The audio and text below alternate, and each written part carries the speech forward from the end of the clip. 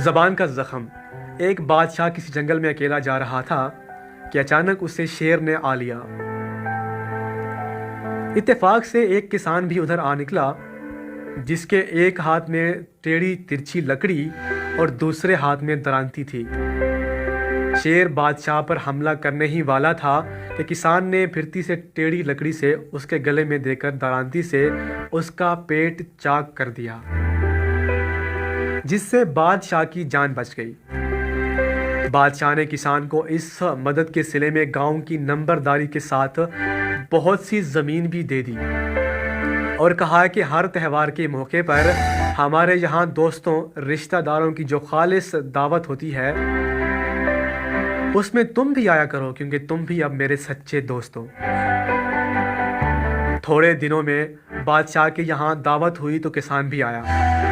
اول تو اس کے کپڑے اتنے اعلیٰ نہیں تھے، دوسرے بادشاہ کے پاس بیٹھنے کا ادب اور سلیقہ بھی نہیں تھا۔ اس سے کئی غلطیاں ہوئیں۔ کھانا آیا تو وہ بادشاہ کے ساتھ ہی کھانے کو بیٹھ گیا۔ بادشاہ نے ناراض ہو کر کہا، تم بڑے گنوار آدمی ہو، چھوٹے بڑے کی تمیز نہیں کر سکتے، بہتر یہی ہے کہ اسی وقت اٹھ جاؤ۔ کسان شرمندہ ہو کر چلا آیا اور کئی سال تک بادشاہ کے پاس نہ گیا۔ ایک دن بادشاہ گاڑی پر سوار ایک تنگ پل سے گزر رہا تھا کہ گاڑی کا ایک پہیہ نکل گیا۔ اگر اسی وقت سہارا دے کر اس کی اونچائی دوسرے کے برابر نہ کی جاتی تو بادشاہ دریا میں گر جاتا۔ حسن اتفاق کہیے یا تقدیر کی وہی کسان اسی وقت بھی وہاں موجود تھا۔ اس نے پہیہ نکلتے ہی گاڑی کو اپنے بازو پر سنبھال کر بادشاہ کو گرنے سے بچا لیا۔ بادشاہ کسان کی اس دوبارہ خدمت سے اس قدر خوش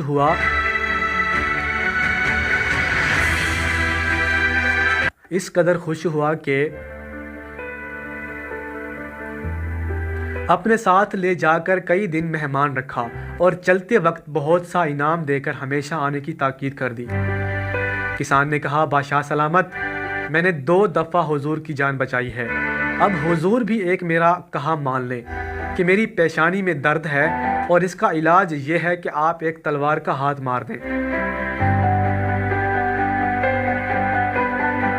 اس میں اگر ہڈی بھی ٹوٹ جائے تو کوئی خوف نہیں، میں چند دن میں اچھا ہو جاؤں گا اور یہ درد جاتا رہے گا۔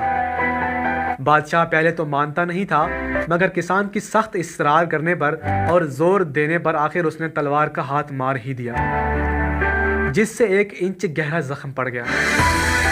کسان زخم کھا کر چلا گیا اور چند روز میں معمولی علاج سے زخم اچھا ہو گیا۔ کچھ دن بعد بادشاہ نے اسے اپنے پاس بلا کر حال پوچھا تو کسان نے عرض کی، بادشاہ سلامت، خدا کے فضل سے تلوار کے زخم کا اب نشان تک نہیں رہا، مگر پہلی دعوت میں حضور کے بدتمیز گوار کہنے اور نکال دینے کا زخم اب تک میرے دل پہ ویسے کا ویسا ہی ہے۔ یہ سن کر بادشاہ نے گردن جھکا لی اور کہا، بے شک تم سچے ہو، میں ہی غلط تھا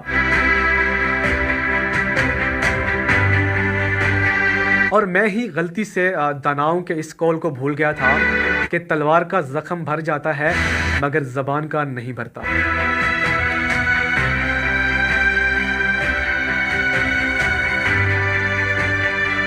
تو جناب، ہمیں اس کہانی سے یہ سبق ملتا ہے کہ ہمیں اپنی زبان سے جو ہے کوئی ایسے لفظ نہیں نکالنے چاہیے جس سے جو ہے کوئی بڑا زخم مل جائے کسی کو۔ اور اس وقت جو سچویشن ہے اس میں بھی آپ نے دھیان کرنا ہے، خیال رکھنا ہے کہ اپنی زبان سے کوئی ایسا لفظ نہیں نکالنا جو آپ کی عمر بھر کے لیے آپ کا روگ بن جائے اور اگلے 5 سال یا 10 سال تک جو ہے آپ اس پہ پچھتاتے رہیں۔